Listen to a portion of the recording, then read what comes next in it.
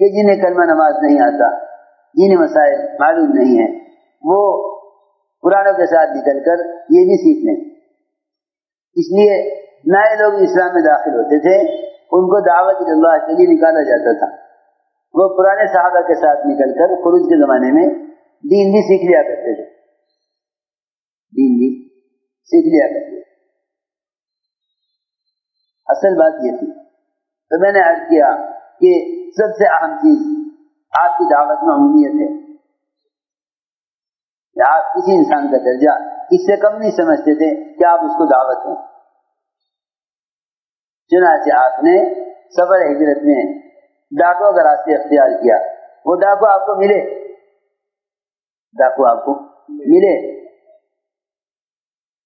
آپ نے دونوں کو اسلام کی دعوت دی، دونوں نے جبھی اسلام قبول کر لیا۔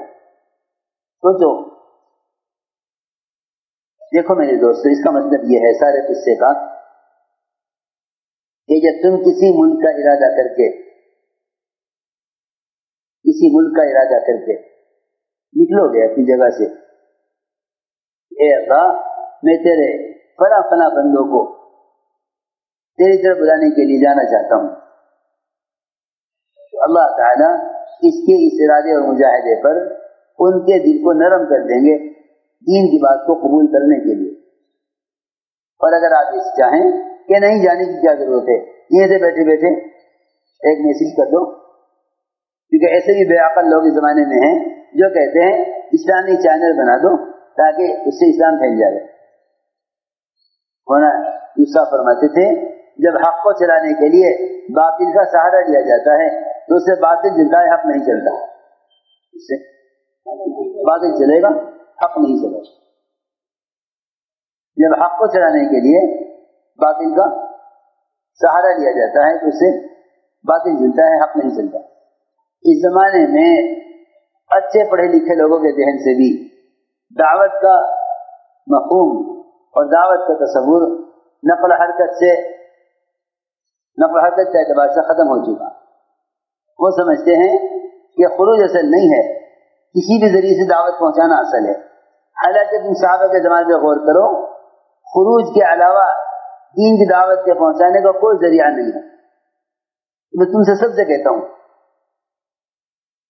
ساری سیرت اٹھا کے دیکھ لو، تمہیں دین کی دعوت کے پہنچانے کا خروج کے علاوہ کوئی ذریعہ نہیں ملے گا، خروج کے علاوہ کوئی ذریعہ نہیں ملے گا۔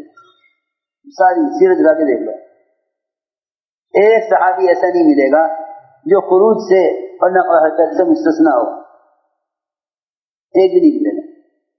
100% صحابہ نقل حرکت پر مجتمع تھے، علماء، عوام، غریب، مالدار، نیا پرانا،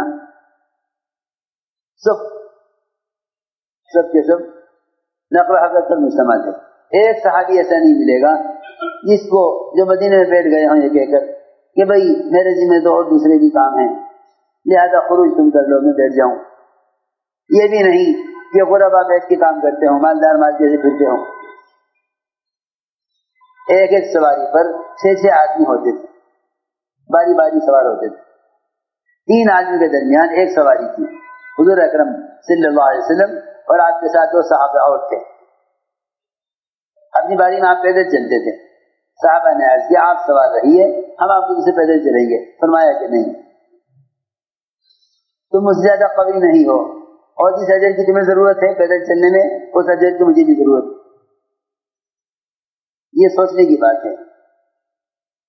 میں نے اس لیے عرض کیا کہ داعی کی مزاج میں وسعت ہونی چاہیے، داعی کی مزاج میں وسعت، جی ہاں، کہ ڈاکوں کیا دعوت دینی، ڈاکو کو کیا دعوت دی۔ یہاں ایک لال قلعے کے پیچھے پرانی بادشاہوں کے زمانے کی کچھ کوٹریاں بنی ہوئی تھی ان کے قیدیوں کے لیے یا غلاموں کے لیے، لال قلعے کے پیچھے، تو وہاں ڈاکو رہتے تھے، وہاں جیسا صاحب کے زمانے کی بات، بڑے خطرناک ڈاکوؤں کا ہی قیام تھا۔ بستیوں کے اندر سارے دلی والے ڈرتے تھے اور کوئی کچھ نہیں کر سکتا تھا، وہ مستقل ان کے قیام کی جگہ تھی۔